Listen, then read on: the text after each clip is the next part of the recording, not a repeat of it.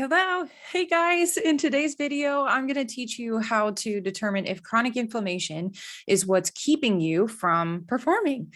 And look, okay, so if you're a fit and fatigued athlete like I used to be, or like so many of my clients used to be, you likely are training and doing everything you can. You might have tried a lot of different types of diets and programs and different types of like physical therapies and chiropractic, and there's so many different things you might have tried, and they probably or likely helped a little bit, and they haven't entirely gotten the problem to go away.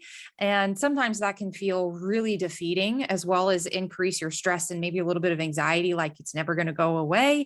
So if that is you and that's something that you have been experiencing, one of the things that might be behind or causing some of the symptoms that you're having is chronic inflammation. And we're going to go over what the common drivers of chronic inflammation are, and then also what the steps are, exact steps, so that you can know what to do about it. So let's dive in.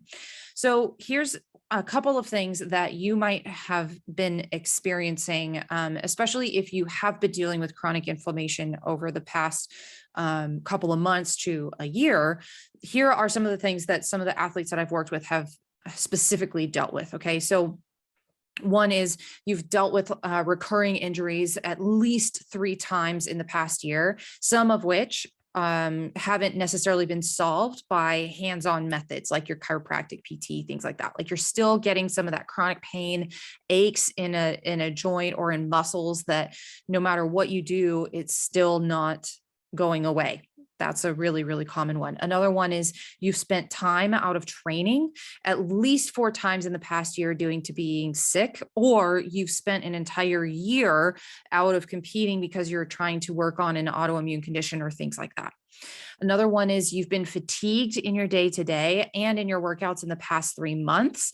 And you've also noticed other symptoms like joint pain, muscle aches, and maybe even shortness of breath. Another one is you can't seem to solve the gut pain, bloating, cramping during, if you're an endurance athlete during triathlons, that are causing you to do kind of what I call the aid station bathroom hop to the finish line, and have had these symptoms in at least 2 of your previous races from the past year. And then maybe they've been separated by having like 1 or 2 that have gone really well. And then all of a sudden the symptoms pop up again, and you just can't quite figure out why they keep starting and why they keep happening. Or you've maybe been noticing that when you go to the bathroom, you've noticed that either you've had an increase in constipation, so maybe not going to the bathroom for 2 days or more in a week, or getting some loose stools, and that's happening fairly frequently now. Or maybe even when you look at, when you flush, like that the stool is sticking to the sides of the toilet bowl, that can be a sign of increased inflammation in the GI tract. And if that has been happening over the past couple of months, if not more, then you might want to pay attention to what we're talking about today. So what are some of the causes of chronic inflammation? And it's interesting because especially when you start talking about the topic of inflammation, and we've mentioned it a couple of times here on the podcast before, but I wanted to go into it from a different perspective today. That, you know, as far as being an athlete, like regardless of the sport that you're in, there are a lot of causes of it. Like just being an athlete can be an inflammatory endeavor alone. And that's partially because of the stress and a lot of the load that you put on your system through training. And we need to think about that in the perspective of then if you're looking at, you know, just kind of either your weekend warriors or your kind of amateur athletes to your pro athletes, we're going to be seeing a different amount of stress and load on the system, right? And that's something that we need to pay attention to. So some of the different drivers of chronic inflammation are things like overtraining or not recovering well and not having very good recovery habits. Those 2 alone can be some of the most common, especially in our professional athletes, because it's very common to see a tendency, like when you see a decrease in performance, to want to train more and have less of a focus on recovery. Another thing as well that can be a driver of chronic inflammation is things like calorie deficits or even maybe food sensitivities. Just not eating enough in your day and also not eating enough in your day to support your training. Like all of those can be a driver of chronic inflammation. And then if you've had some GI tract related issues or had some food sensitivities that have been coming up over some time, food sensitivities are definitely something that you want to look into, because as they come into the body, they can cause an increase with your immune system, and that can increase inflammation.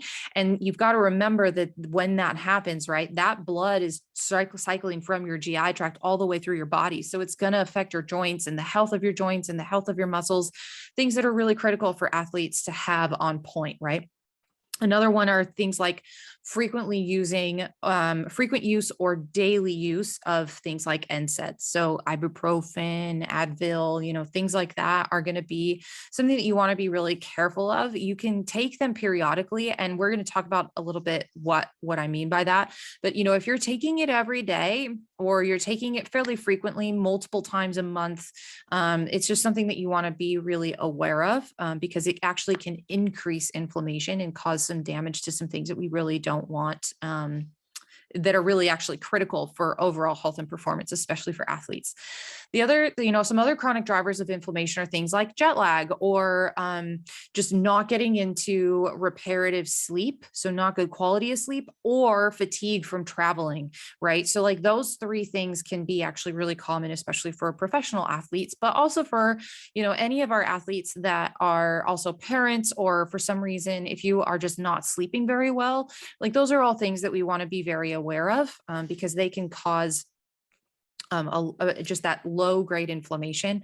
Also too, like if you're spending a lot of time away from family and you're spending a lot of time away from your home, like a lot of our athletes are, especially when you are traveling to in season, right, to different games and different venues, that all can increase a bit of stress as well. And that can lead to a bit of that low grade chronic inflammation too. So all things that we want to be thinking about, because they make up a part of the picture, right? They all potentially are contributing. And you can see how, like, as I've been going through this list, you might be thinking like, oh yeah, that one. Oh yeah, that one. Oh yeah, that one. And so, it's not just about one, it could be multiples. And this isn't even an extensive list, right? Other things could be like increased stress from recent injuries or recent flare-ups of illnesses. Those are all things that can cause an increase in inflammation, as well as anxiety. So that might not just be from like anxiety from just the past couple of years, because we've been in a pandemic. And I think a lot of people have sort of swept that under the rug and not really addressed that it has caused an increased amount of anxiety and stress for a lot of people, as well as, and that also includes performance and anxiety too, if that's something that you experience, as well as like chronic pains or injuries that keep continuing to flare up, or even toxins from your environment. And that's an all-encompassing statement. That one has a lot in it and under it. But if in this, again, is not an extensive list, but these are very common drivers of chronic inflammation that are something that a lot of athletes experience, and they also experience many of these, at one time. And so all of those can lead to an athlete having, first off, more inflammation, and then that over time can then lead to, especially with training, and then as you go through the season, you might be depleting your resources, so your micronutrients and stuff like that, which is very common to see in especially our professional athletes. You put all of that together, and then now you don't necessarily become surprised when you start seeing athletes start to get injured and start to get sick as they head through their seasons.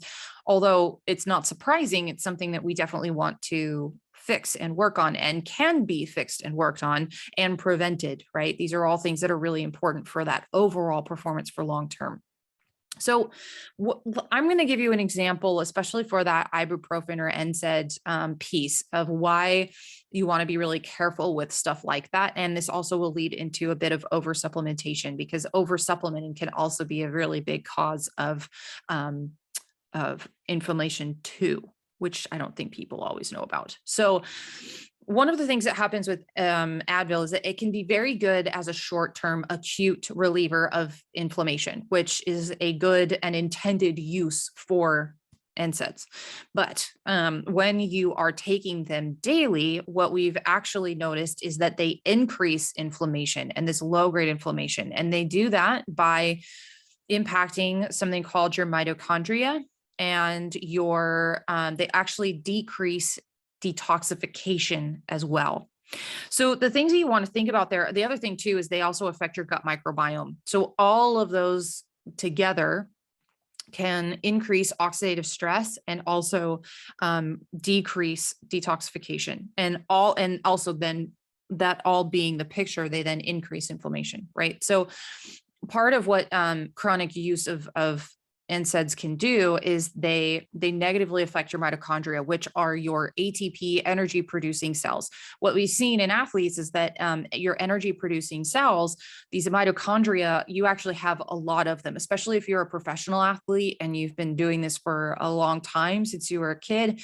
What we found is that they have like pro athletes, elite athletes have very healthy, very good quality mitochondria. But when you start to get depleted of certain types of resources as you go throughout your season, so micronutrients, things like that, as well as you start to, if you are, taking NSAIDs frequently, it can cause a negative effect on those mitochondria, which can then increase stress. The other thing that we need to remember too, as far as it comes from supplements and why we need to be careful and very specific about what we use, especially when we're looking at any type of athlete, but also our pros, is that any type of supplement that you put into the system has to go through the liver in order to be removed from the body. So if you are putting a ton of stuff in there, and then also like NSAIDs, because they can have a negative effect on your mitochondria, they can decrease detoxification and almost in a sense, just make it harder for your body to remove all of the things that you're putting into it. So we do want to be careful that we don't put in too many things. And also we do want to come from the point of view of food first and then supplement when necessary, and very specifically based on you, based on your labs, based on your history and exam and the things that you're experiencing. We don't just want to throw anything generalized at you, especially for professional athletes. And we also want to make sure it's really, really specific. So if that kind of rings a bell and you're like, hey, I think this is me, the descriptors of, what those are super specific. That's what I've been experiencing. I'm definitely feeling like that fit and fatigue athlete. I'm dealing with symptoms. I'm dealing with chronic pain. I'm dealing with injuries. I'm dealing with things that are clearly not right inside my body. And I know that part of it is definitely rooted in inflammation. Here are a couple of steps and things you want to look at. So first off, labs. Now, I know that not everybody's going to have the ability to look into all of these labs, but I am going to mention a couple. So number one, your primary care physician can order a lot of these labs, but if you don't have access, or if you would like to, if you would prefer to just not go that route, there's a couple of other options you have as well. First off, if you are going to go the primary care physician route, one of the things you want to get is something called a complete blood count with differential. You want to also add on top of there vitamin D, B12, and also C-reactive protein. You also want to get a metabolic panel and a lipid panel. So that's all of your cholesterol, and see if you can also get a cortisol, DHEA, testosterone, any other hormones they can run. Those can all be really helpful. It's also sometimes nice to have a thyroid panel depending on what's going on. And those are a really, really good place to start as far as the like those optional labs. Now, if you wanted to bypass that all completely and you just want to get it from one spot, you can use a lab called Inside Tracker, which is like one of my favorites. And I will link a code to the ultimate. You can get any kind, but I would suggest the ultimate lab. It's their highest one with all of the markers, and it will give you everything that you need to know about at least those standard labs and how the body is doing. And I use this with all of my athletes if they are not going to go through, like, if we're not going to use like insurance and stuff like that. So if they're not going to go through like their PCP. So I will have a link to that below, but Inside Tracker is one of the best. And then on top of that, it's really easy. They go through Quest Labs. So it's a very easy blood draw. And also also, on top of that, they give you a ton of nutrition advice and suggestions based off of your specific labs. And on top of that, they give you optimal ranges. So like on most of your labs, what you'll get is like this massive range. I'm going to use vitamin D as an example. Vitamin D usually shows up as anywhere between 30 to 100 on your standard vitamin D labs, but optimal is usually between 50 to 80. So again, we want it to not just see things as like, this is within normal range and doesn't necessarily reflect what your symptoms are, because I know that many of you have potentially had these labs in the past 6 months to a year and been like, all my labs are normal and I don't know what's wrong with me. That is a very common issue for athletes to experience. So part of what we want to do is make sure that those are all in optimal range, because remember that again, like vitamin D in the 30s or 40s is actually considered normal range, but it's actually borderline insufficient, especially for athletes, as well as things like changes in iron. Like there's a wide range of how much iron you need, and that might be good for you. But if you started to notice that there's a little shortness of breath, a little fatigue, maybe you're also starting to experience some signs of inflammation, your iron levels can tell us a lot, especially if you have a pattern of like where you felt the best in your iron levels then, and then your iron levels now. And if there's been a change, that can also reflect a bit of inflammation there too. And there's a lot of other things on those standard labs that we can look at. Then on top of that, there are other labs like a GI lab, like a NutriVal, which I run. It's a specialty lab where we look at the mitochondria. We look at how your essential fatty acids are, those levels. We look at all of the different types of micronutrients and a lot of other things. I use those panels because they give me a very specific look at what's going on in the system, and they are a great place to start when it comes to just putting together a very specific plan for you. So that's the first step. If you can go as in depth as you want, or you can stay kind of like, okay, well, this is what I have access to through my insurance and through my primary care, so I'm going to go that route. Now, there are a couple of other things that you can look into as well, as far as supplements go, when it comes to chronic inflammation, and ways that you might be able to help with increased stress and things like that.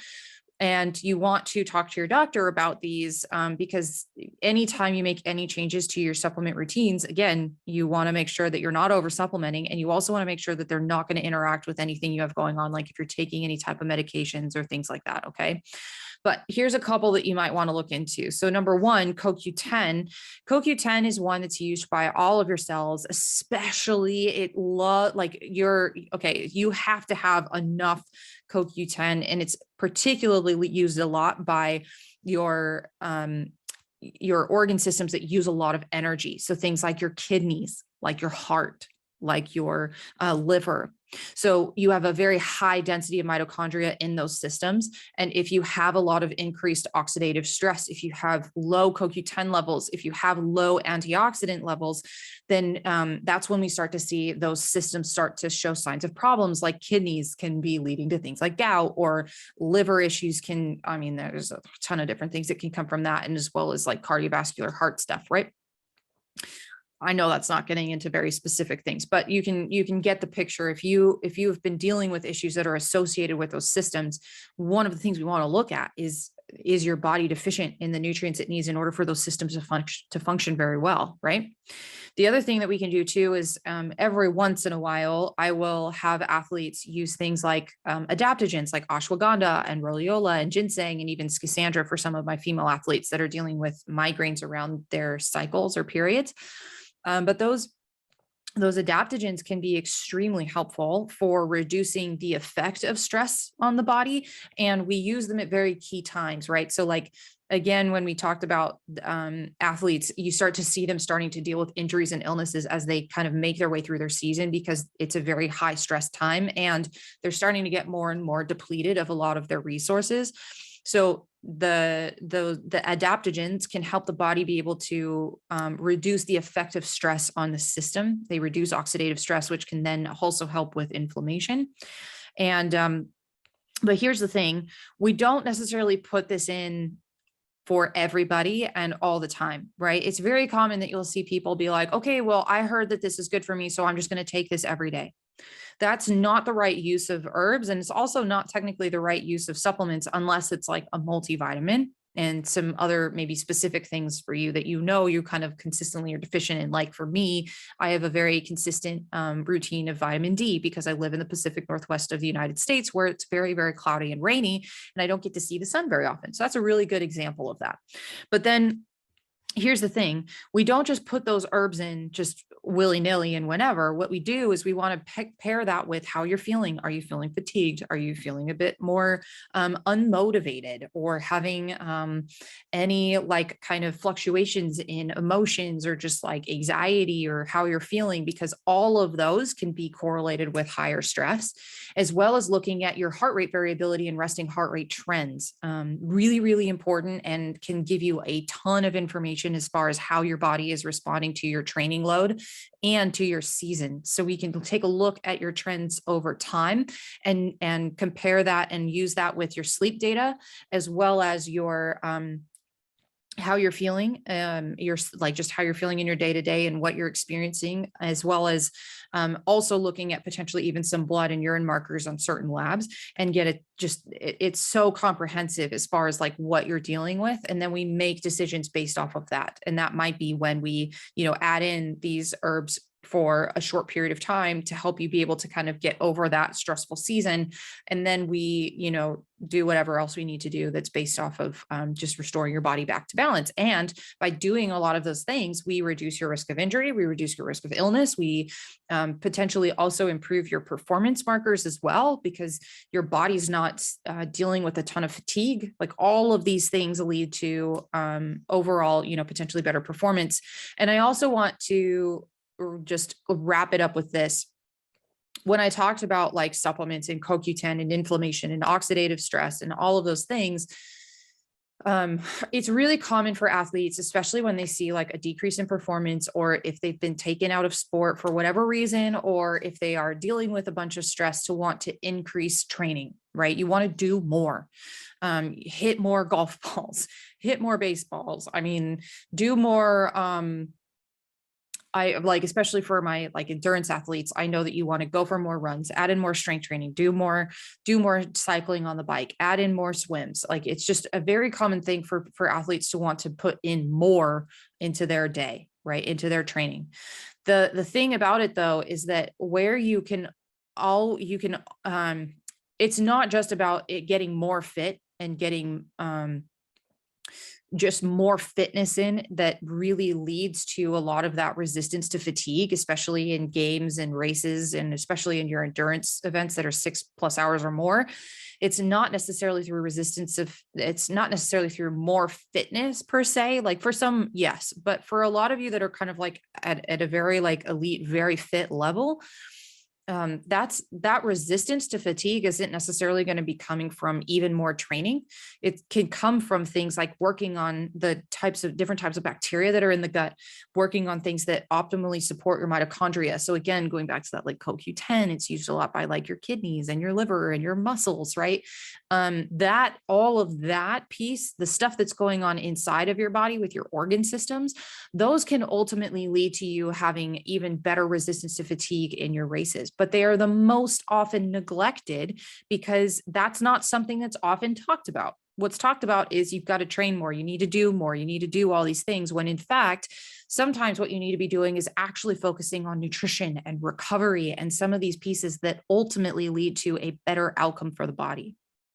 So I hope that was helpful. If this is something that has caught your eye and you're like, hey, that's me, I am that, potentially that fit and fatigued athlete, or I want to learn more about this, I have a workshop coming up on April 22nd, and it is called Elevate Your Sports Performance. I'm going to be teaching you basically how to perform well and to achieve if these are any of your goals, performing well or performing at your best or peak performance, achieving a new PR or a personal best, or if you are wanting to race or compete without pain or injuries and really dial in your performance and your health, those are the things that we are going to be covering in this workshop. So you can sign up and go get registered for free. It is for free. So come join me on April 22nd. It's at drkirsten.com/elevate where you can get more of the details and learn more. And I would love to have you there. And we're going to be covering all of those amazing things. So drkirsten.com/elevate to get registered and sign up. And if you can't join us live that day, make sure you sign up anyway, because you'll also get the link with the replay. So I hope to see you there. And thanks for watching today. Take care.